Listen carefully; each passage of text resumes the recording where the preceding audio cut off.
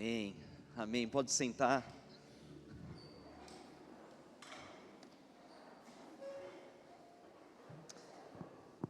Convido você a abrir a sua Bíblia no livro de Apocalipse. Apocalipse, capítulo 2. Boa noite a todos. Apocalipse, capítulo 2.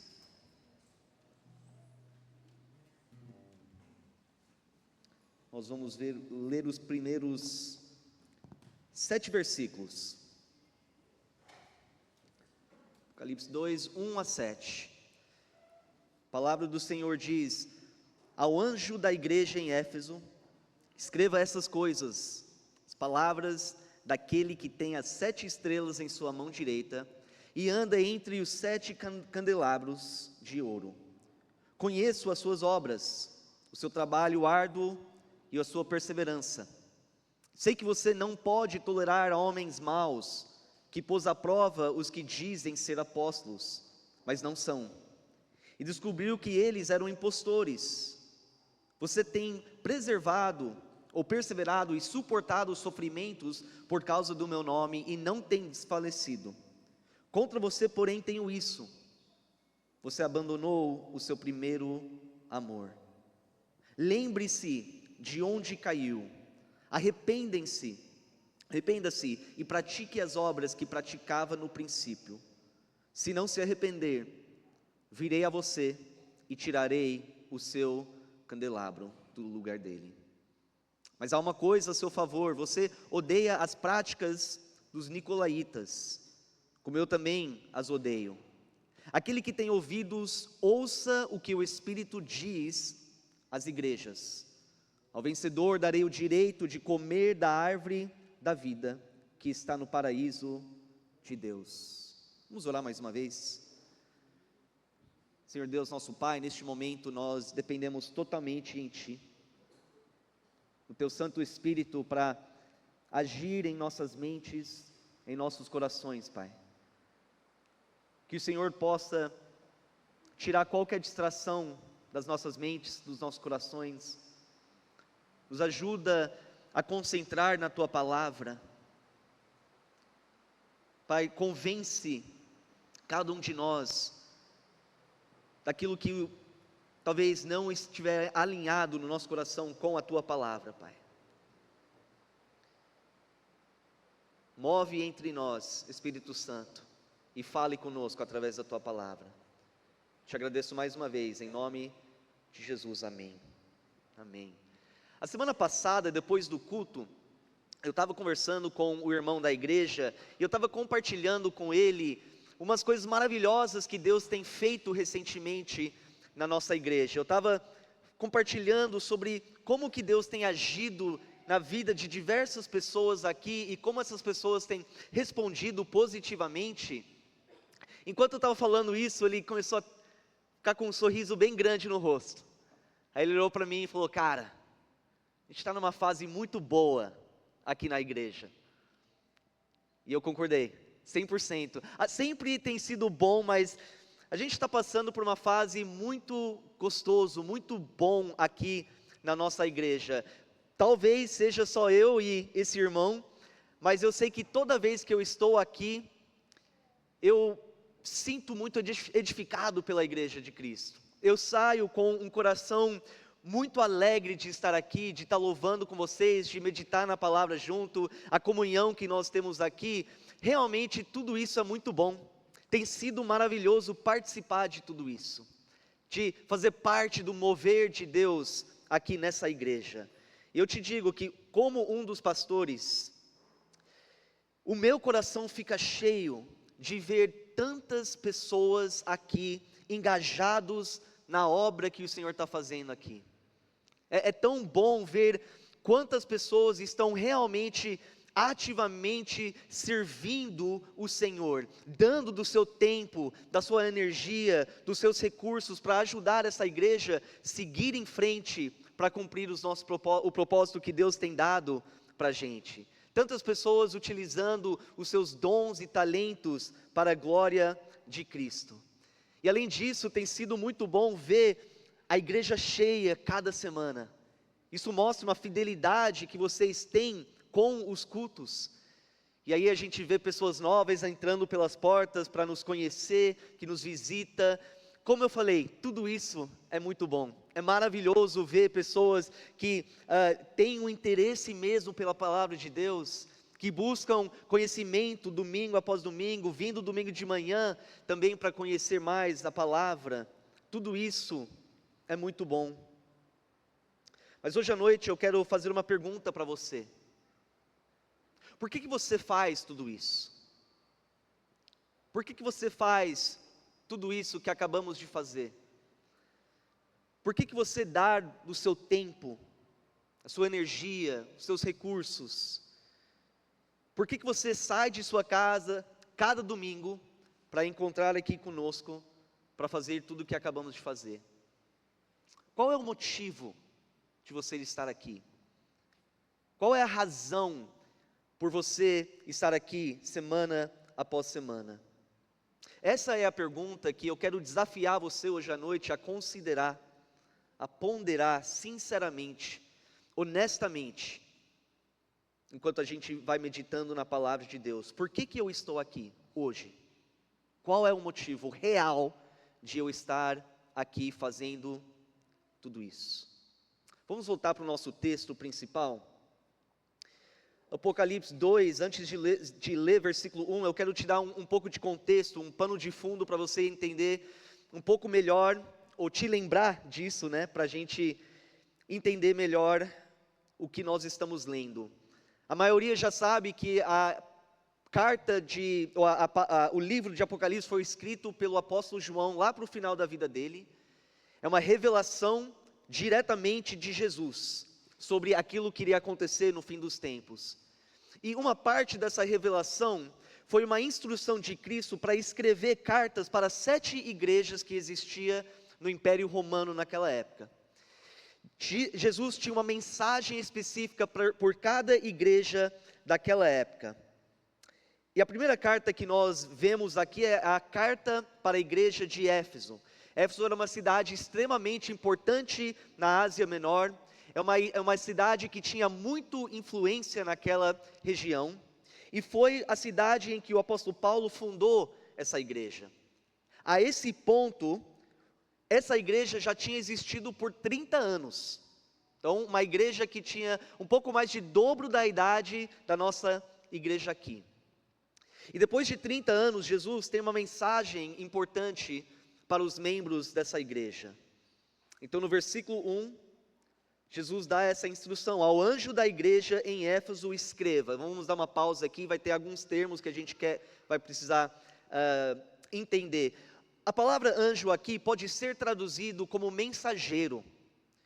E a maioria dos teólogos acreditam que essa palavra está falando sobre os pastores, aqueles que são encarregados com uma mensagem para levar cada semana para a sua igreja, a mensagem de Deus. Então, o líder, o pastor da igreja é chamado, nessa carta, anjo. Se você quiser começar a me chamar de anjo, fica à vontade.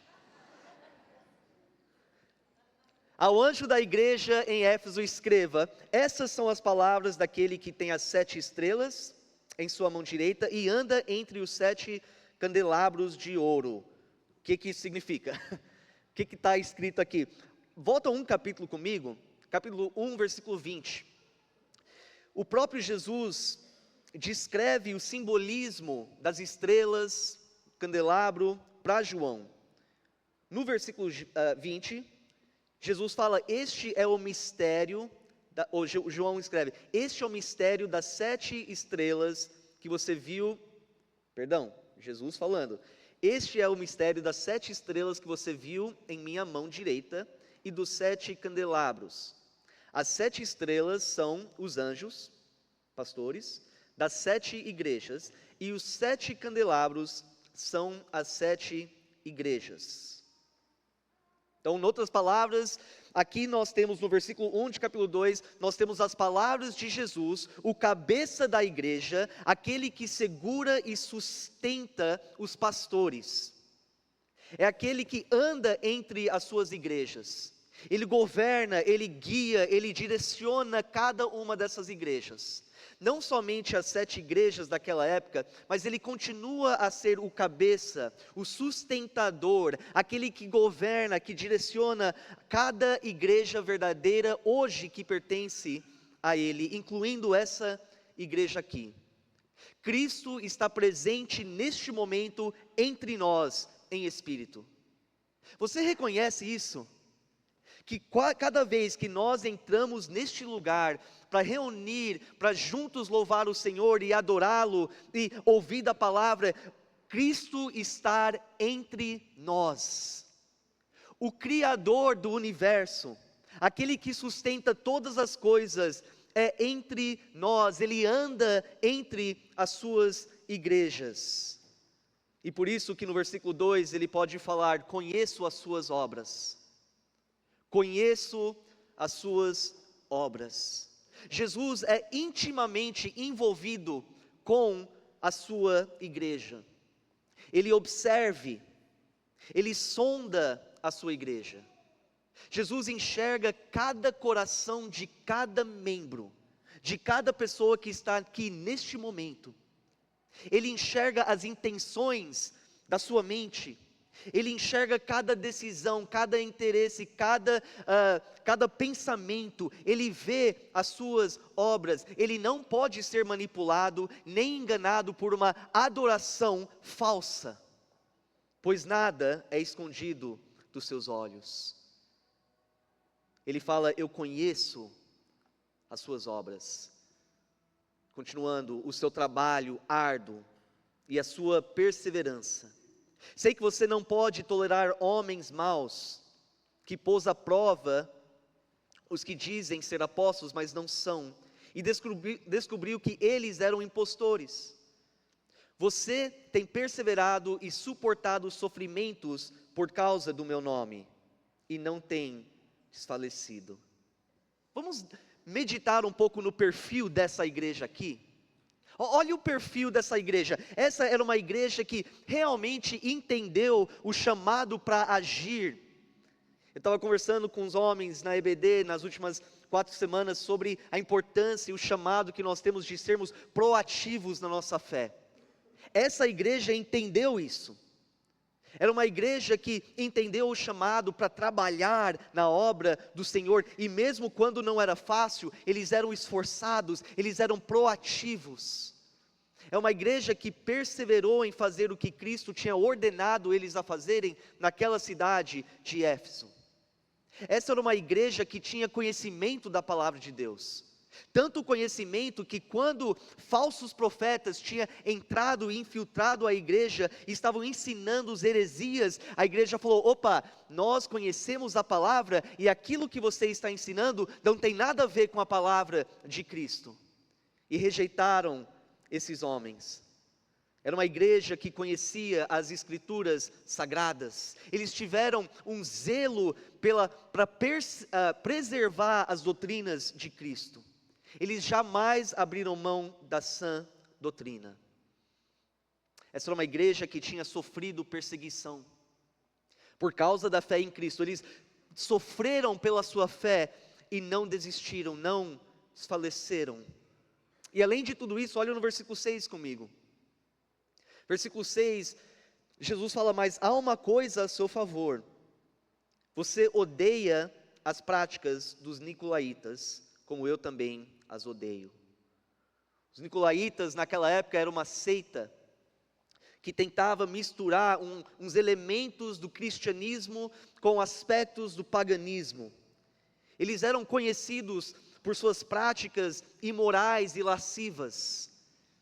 Eram pessoas que praticavam coisas abomináveis, muitas vezes em nome do próprio Deus. E essa igreja de Éfeso reconhecia quão abominável essas coisas eram diante do Senhor e absolutamente rejeitava a imoralidade. Que igreja! Que exemplo de igreja! Depois de 30 anos, a igreja ainda era conhecedores da palavra. Depois de 30 anos, ainda tinha um zelo para manter as doutrinas de Cristo pura. Ainda eram dedicados as boas obras, ainda continuaram firme diante da perseguição, ainda se mantinha puro contra a imoralidade da sua cultura. Aparentemente, essa seria a igreja dos sonhos de qualquer pastor. Por fora parece que está tudo maravilhoso.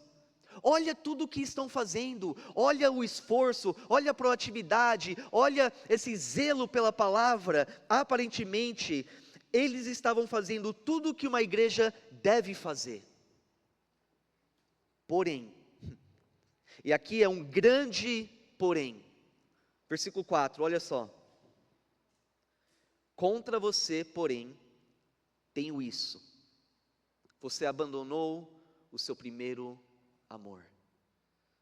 Em outras palavras, Jesus está dizendo: gente, eu vejo tudo que vocês estão fazendo, eu estou vendo todo o esforço, eu estou vendo toda a ação, eu estou vendo todas as obras, eu vejo o zelo, eu vejo como vocês têm demonstrado coragem diante da perseguição, eu vejo como vocês têm rejeitado falsos profetas, rejeitado a imoralidade da cultura, eu vejo tudo isso e tudo isso é bom, mas falta algo fundamental, falta a essência de tudo isso que vocês estão fazendo, falta amor, amor por mim, falta a essência da sua religião. Mas como assim primeiro amor? O que significa isso?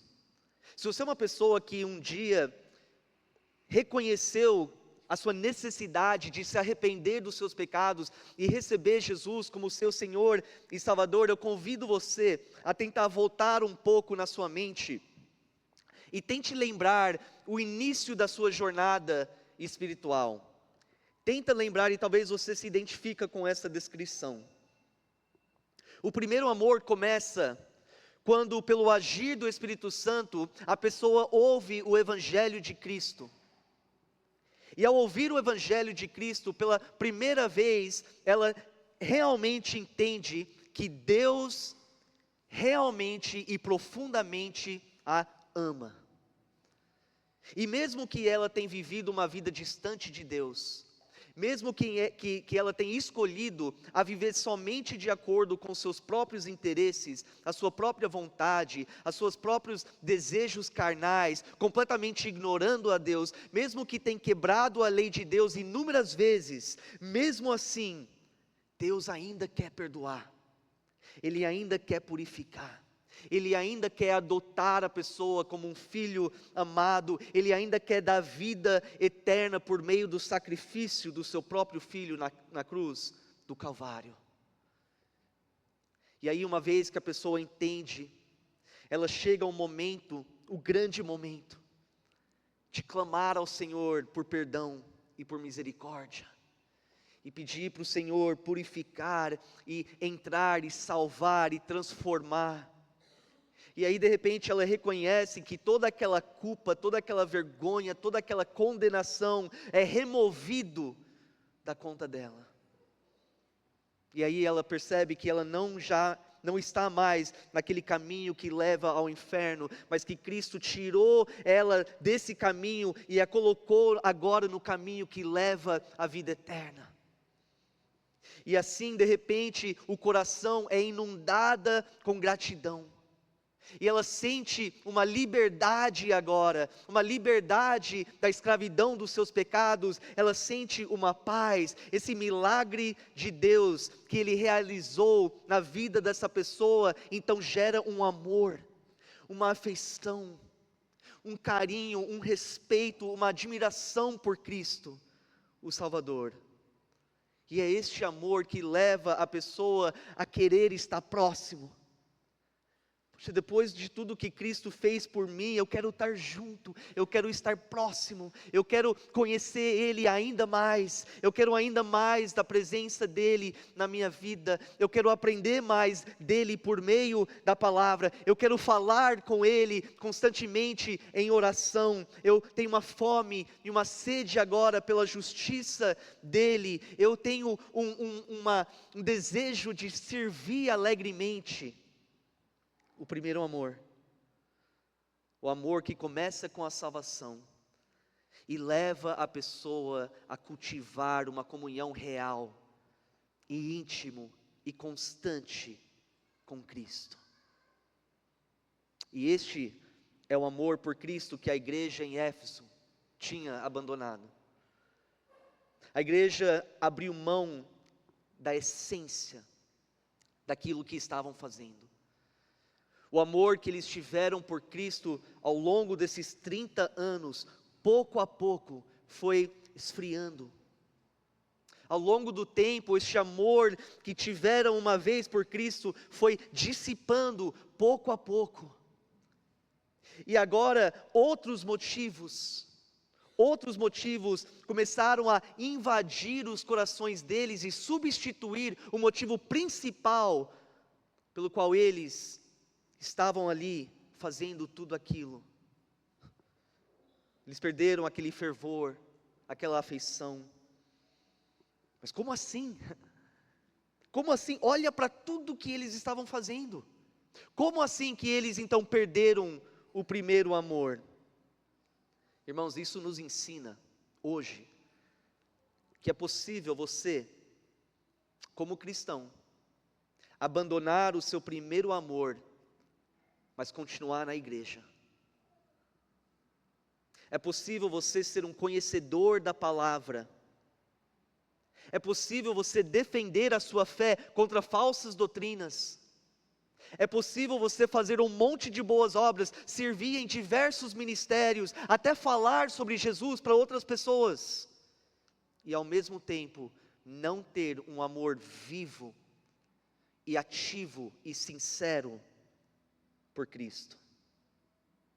É possível fazer todas as coisas certas e ao mesmo tempo negligenciar a essência de tudo isso. E abrir mão desse amor vivo, desse amor aceso por aquele que primeiro te amou e demonstrou esse amor, se entregando para ser sacrificado enquanto ainda éramos inimigos. É totalmente possível ter a aparência, ter o agir de uma igreja, de um cristão, e no mesmo tempo abandonar o primeiro amor. A igreja em Éfeso, depois de 30 anos, ainda estava trabalhando, ainda estava perseverando, ainda estava se reunindo frequentemente para louvar o Senhor e para orar junto e para ouvir a palavra de Deus ser transmitido. Eles ainda estavam defendendo a verdade contra doutrinas falsas, mas o grande problema é que essas coisas já não eram mais motivados por aquele amor a Cristo. E aí eu fico pensando, quantas igrejas hoje estão na mesma situação? Eles continuam reunindo juntos, semana após semana. Eles continuam cantando esses louvores, orando junto, ouvindo a palavra de Deus, servindo. Mas que o motivo que deve ser o amor a Cristo já não está lá. O motivo, de repente, em alguns casos, é dinheiro. Outros casos é fazer as pessoas se sentirem bem. Ter um lugar para ter comunhão uns com os outros. Existem inúmeros motivos que podem invadir o coração do cristão e substituir o motivo principal que deve nos impelir de fazer tudo isso, o amor a Cristo. Versículo 5, ele fala o seguinte: lembre-se de onde caiu. Lembre-se de onde caiu. Arrependa-se e pratique as obras que praticava no princípio. Se não se arrepender, virei a você e tirarei o seu candelabro do lugar dele. Palavras pesadas do nosso Senhor. Tirarei o seu candelabro do lugar dele. O que isso significa? Jesus iria remover a igreja daquele lugar. Ou que ele iria fechar as portas daquela igreja. Ou talvez que ele simplesmente iria retirar a sua presença daquela igreja e ela não iria mais pertencer a ele. Não seria mais uma igreja verdadeira de Cristo. Mas por que tudo isso? Um castigo tão severo assim? É porque Cristo não está interessado numa religião vazia. Ele não está interessado numa religião vazia. Ele não está buscando performance daqueles dentro da igreja.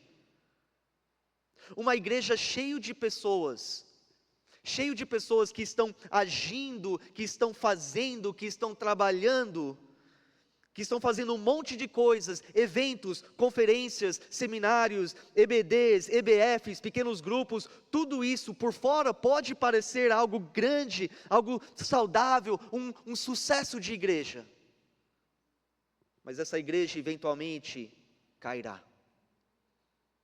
Essa igreja eventualmente vai se corromper. E quando eu falo de igreja, eu não quero que você imagine algo geral, algo distante de você. Estou falando de você, de mim. Aqueles que juntos se formam a igreja. O cristão que age e trabalha e faz, mas tem abandonado o seu primeiro amor, é um cristão que certamente vai cair, vai se corromper, vai se distanciar tanto de Cristo que talvez chegue a abandonar por completo. Por isso que Cristo advirta essa igreja, ele fala: lembre-se de onde caiu, arrependa-se e pratique as obras que praticava no princípio. Mas aqui também, além de um alerta, além dele advertir com intensidade a essa igreja, aqui também tem uma esperança. Jesus está falando: é possível restaurar a essência da sua fé. Não é tarde demais, ainda é possível voltar a ter o motivo correto quando você está servindo, quando você está aprendendo, quando você está pregando. Ele fala: lembre de onde você caiu. Volta na sua mente e lembra como era quando você realmente estava próximo de Cristo. Lembre daquela comunhão que você tinha com Ele. Lembre dos momentos agradáveis de estar aos pés dEle, lendo a palavra dEle, meditando naquilo que Ele tem entregado para você. Lembra dos momentos que você passava em oração, abrindo o seu coração diante dEle. Lembra de tudo aquilo que você fazia, que cultivava esse amor, que cultivava essa comunhão. Se arrependa de ter parado de fazer isso e volte a praticar essas coisas.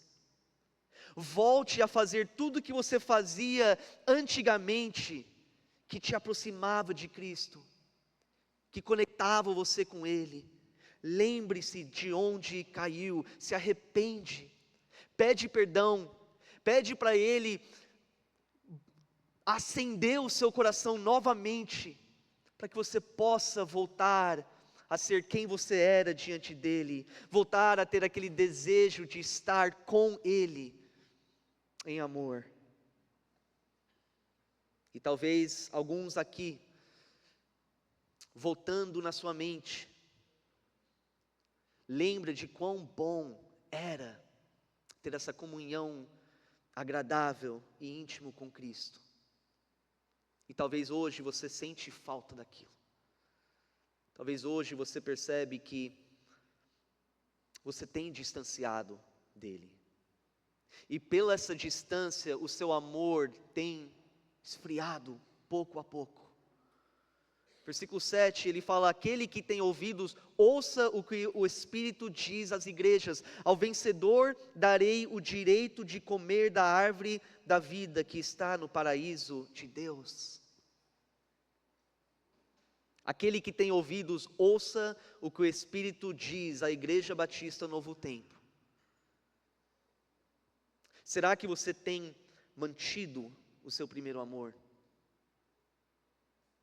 Será que você é impelido a servir e louvar e orar e aprender e evangelizar através de um amor vivo por Cristo? Ou será que você tem exercido recentemente uma fé vazia, uma fé sem substância?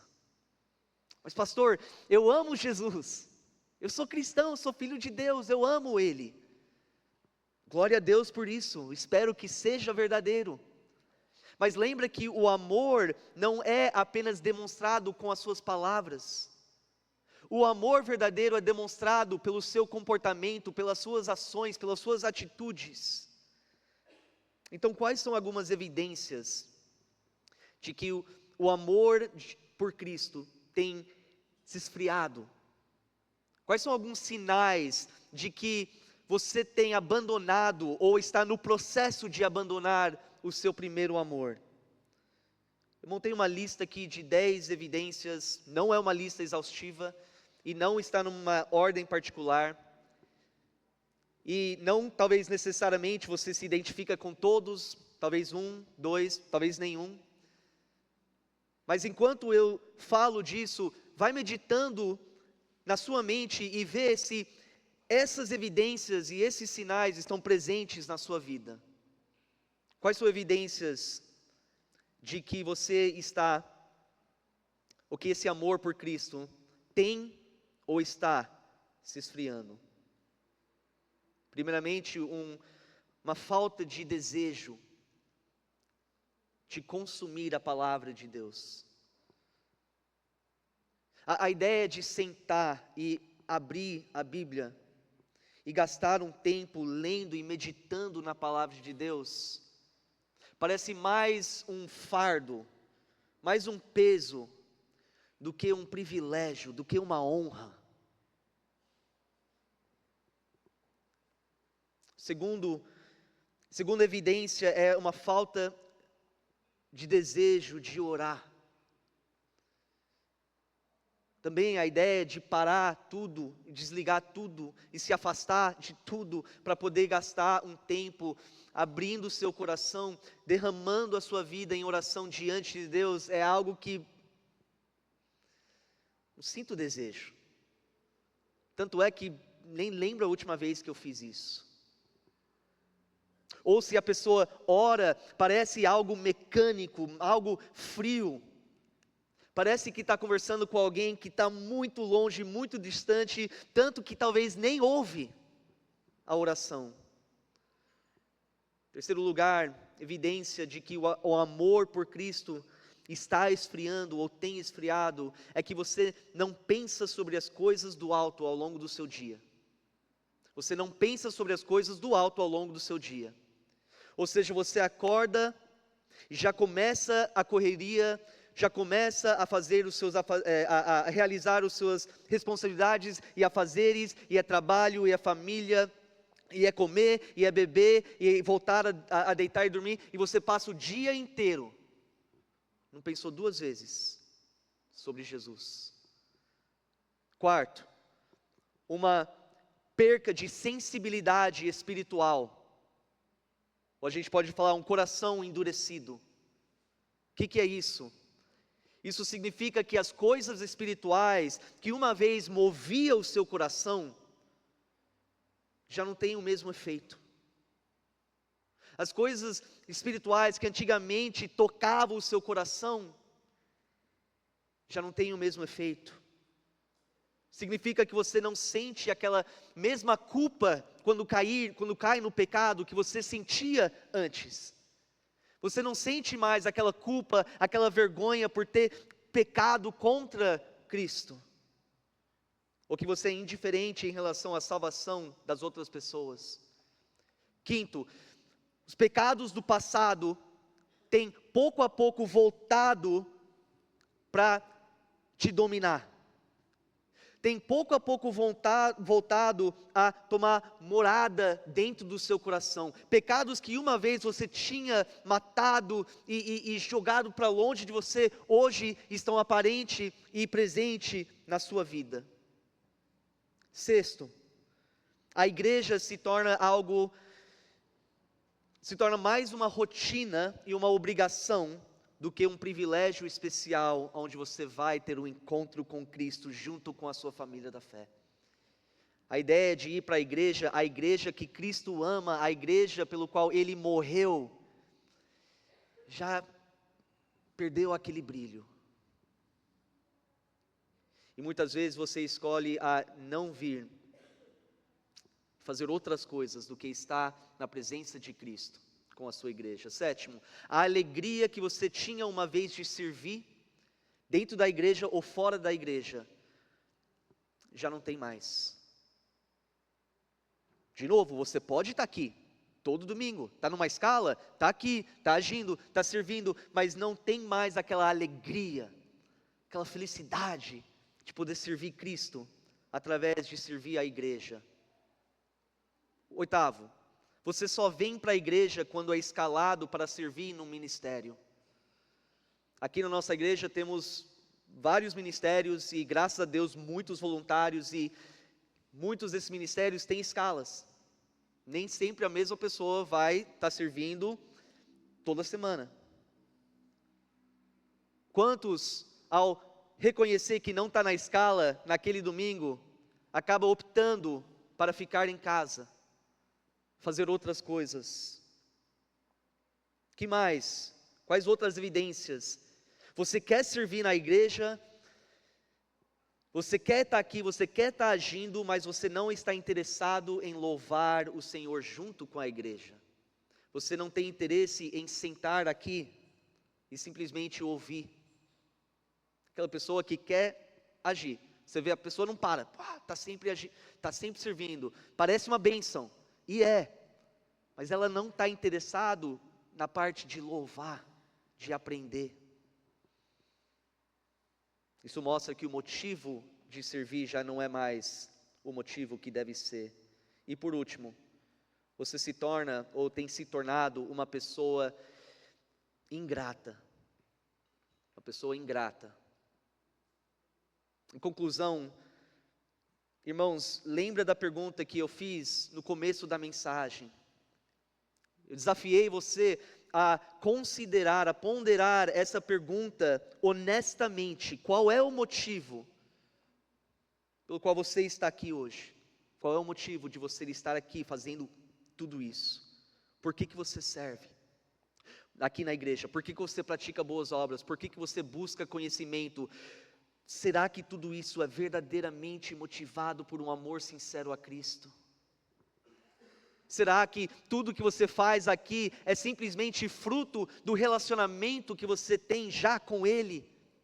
Será que tudo isso é um resultado de uma comunhão real e constante e íntimo com Cristo por meio de oração e meditação na palavra e obediência à palavra dEle? Ou será que há evidências que o amor que você tem por Cristo está se esfriando? Sinais que o amor por Cristo está pouco a pouco se dissipando. Faça uma análise da sua vida espiritual. O Paulo fala em 2 Coríntios 13, versículo 5. Ele fala: examinem-se para ver se vocês estão na fé. Provem a vocês mesmos. Não percebem que Cristo Jesus está em vocês? A não ser que tenha sido reprovados. O que eu estou pedindo para você fazer, e é o que eu tive que encarar essa semana, enquanto eu estava meditando nisso e montando essa pregação, nós somos chamados a analisar verdadeiramente. Examinem-se, porque, meus irmãos, é tão fácil você ter um coração distante de Deus, realmente distante de Deus, mas ao mesmo tempo se enganar, pensando que desde que você vem para os cultos, desde que você está servindo em algum ministério, desde que você está contribuindo financeiramente, desde que você está tomando a ceia do Senhor, está tudo bem. Não se engane. É possível você fazer todas as coisas corretas, mas pelos motivos errados. Deus está muito mais interessado nas intenções do seu coração do que nas obras que você faz. Ele quer muito mais o seu coração do que as suas obras. Ele está muito mais interessado em ter um relacionamento verdadeiro com você, que é constante e vivo e diário, baseado no amor verdadeiro, do que aquilo que você pode fazer por Ele, do que as atividades religiosas. O cristianismo não é sobre religião, é sobre relacionamento com Cristo. E é por isso que Jesus fala em João capítulo 17, versículo 3, que a vida eterna é que conhecemos o Deus verdadeiro e o seu Filho Jesus Cristo. É sobre relacionamento, não apenas sobre atividades. Será que você tem abandonado o seu primeiro amor, praticado uma religião sem essência? Irmãos, lembrem-se de onde caiu, arrependa-se e pratique as obras que praticava no princípio. Convido a equipe de louvor a vir. Da mesma forma que Jesus pediu para João escrever uma carta para a igreja, os cristãos em Éfeso, eu quero que você imagine que um dia você recebesse uma carta de Cristo diretamente para você. E se Cristo hoje escrevesse uma carta para você, o que Ele falaria nessa carta? Será que Ele falaria: você me adora com os seus lábios, você me louva com os seus lábios, mas o seu coração está distante de mim? Será que Ele falaria: lembre-se de onde caiu, arrependa-se, volte a praticar o que você praticava? Ou talvez a mensagem da carta para você é simplesmente: você nunca conheceu o primeiro amor, você nunca me conheceu, ainda não me conheceu, mas eu quero que você me conheça. Eu entreguei a minha vida naquela cruz, para que por meio da minha morte, você possa receber perdão dos seus pecados, você possa receber vida eterna, você possa viver uma vida livre da escravidão do pecado. Mas basta você ter um momento definitivo, em que você reconhece a sua necessidade de se arrepender, e fale com Ele: Senhor, eu quero conhecer esse amor, eu quero conhecer esse amor, eu quero te conhecer. Então entra na minha vida, faz uma obra na minha vida, me perdoa, me purifica, me transforma, me coloca no caminho que leva à vida eterna. A Bíblia nos promete que se hoje você fizer isso, lembra, Cristo está entre nós, Ele está aqui, Ele está observando, Ele está sondando os corações, é só falar com Ele, de um coração genuíno e honesto, pede para Ele ser o seu Salvador, entrar na sua vida e te transformar. O altar vai estar aberto. Eu não conheço o seu coração, eu não sei como é o seu relacionamento, a sua comunhão com Cristo neste momento, mas você sabe, todos nós sabemos, se estamos perto ou distante. Aproveite este momento para pedir restauração, se for necessário, pedir para Ele ajudar você a voltar à essência de tudo isso. Convido a igreja a se levantar. Se tiver um outro motivo no seu coração, outro motivo de oração, fica à vontade também. Temos homens e mulheres aqui que querem orar junto com você. Se você quiser orar sobre uma outra pessoa, interceder por alguém, também fica à vontade, mas deixa Deus agir no seu coração e a sua mente enquanto nós cantamos esse último louvor.